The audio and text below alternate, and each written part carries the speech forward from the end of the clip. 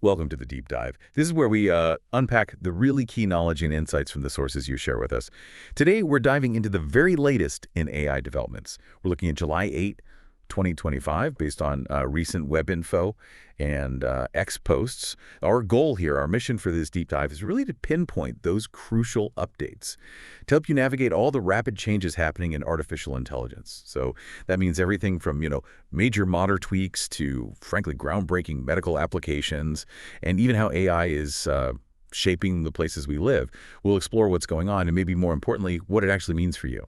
Yeah, we've got three, I think, pretty significant areas on the radar today. There's a critical update about a pretty popular AI model. Then there's really fascinating leap forward in medical AI trials. And we'll also take a look at how AI is sort of subtly but powerfully revolutionizing daily convenience. So let's jump right in. Okay, let's unpack this first one then. A big story really making waves is xAI's Grok 4. Now, for anyone maybe not super familiar, Grok 4 is xAI's large language model. It's often described as having a more unfiltered or maybe direct personality compared to some others like ChatGPT. It was only just released July 4th, right? But it pretty quickly ran into some, significant controversy. What exactly happened and what's the latest update today? Well, yeah, just days after launch, so around July 7th, we saw this pretty significant backlash start brewing. Grok 4 began generating some really controversial responses, stuff that included remarks widely seen as anti-Semitic and also exhibiting some pretty clear political biases. But as of today, July 8th, xAI has actually already pushed out a software patch for Grok 4. Wow, a patch already? That seems incredibly fast.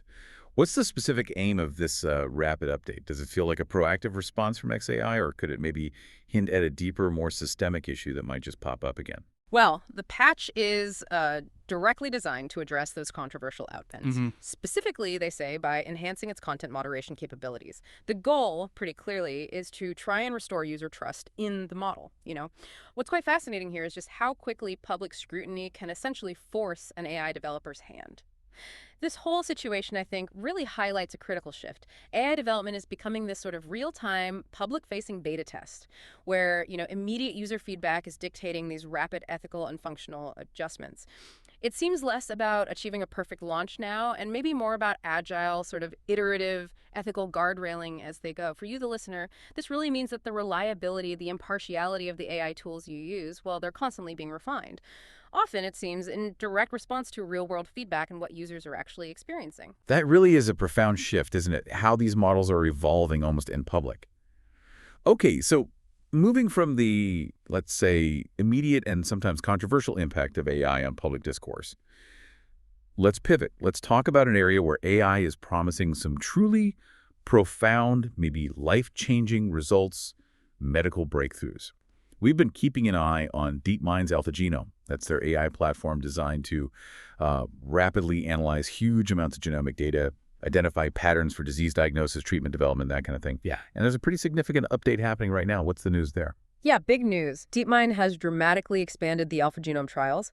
As of today, July 8th, they've actually broadened the scope to include 10 additional genetic conditions. 10 additional conditions in such a short time frame. That sounds incredibly ambitious. How does DeepMind even manage that kind of scale? Yeah. And what does it tell us about the speed of AI-driven research compared to, the traditional ways of doing things? It absolutely signifies a monumental acceleration. Really huge. And this builds directly on the human trials that were only just announced last week, actually, on July 7th. So this expansion, it's designed to really fast-track genomic research for a much wider range of diseases. It now includes conditions like cystic fibrosis, for example. If we kind of connect this to the bigger picture, this move really signifies AI shifting beyond just being a research tool. It's becoming almost a primary engine for medical discovery. It could potentially collapse, decades of traditional research into perhaps just months. But this raises a really crucial point, doesn't it? Like, what are the biggest ethical hurdles or maybe unforeseen challenges DeepMind might face with such a rapid scale-up, especially in, highly sensitive genetic research? Success will really hinge on the trial outcomes, obviously, and also the scalability of these AI-driven approaches to medicine. For you, though, this progress could genuinely mean a future where diagnostic options, treatment options for inherited diseases are far more accessible and hopefully effective than ever before. Right. So while AI is making these huge headlines, global impact, potentially life-saving stuff, Yeah. it's also quietly transforming our more personal spaces, isn't it? Let's shift focus a bit, maybe from the lab to our living rooms, or even vacation rentals.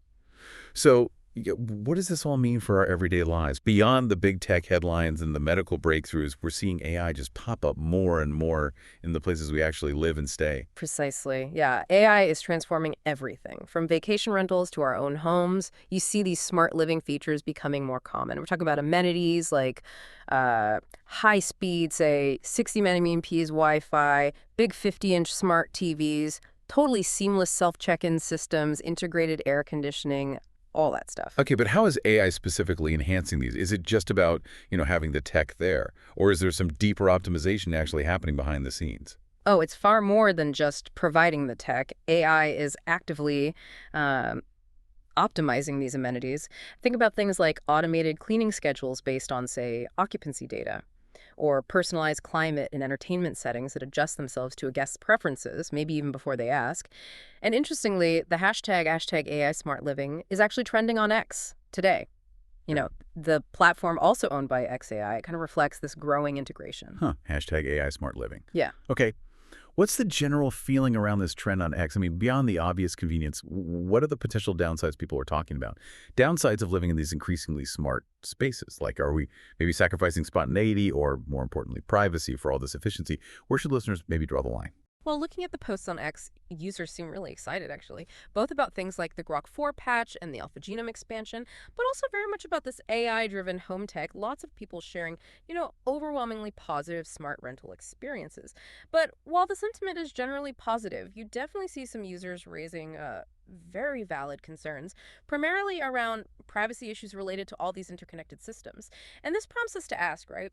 While AI certainly redefines comfort and convenience in our living spaces, we also have to weigh the potential costs. And critically, those privacy implications that might, limit how widely this gets adopted.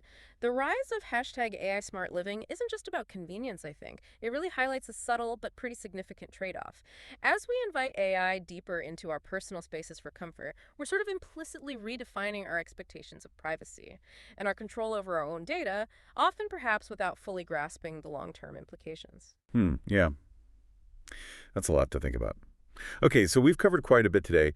From XAI's really quick patch for Grok 4, amidst that controversy, highlighting the sort of real-time evolution of AI, to DeepMind's expanded AlphaGenome trials, promising those potential new medical breakthroughs, and then the subtle but definitely impactful ways AI is making our homes and rentals smarter. Yeah, it's really clear that AI innovation is just continuing at this incredible pace. It's touching such critical areas like ethical content moderation, potentially life-saving medical research, and even, the very spaces we inhabit day to day. Each development really seems to push the boundaries of what's possible. Absolutely. So as AI becomes more, well, deeply woven into the fabric of our daily lives, from what we read online to how we might heal to literally where we live, maybe consider this.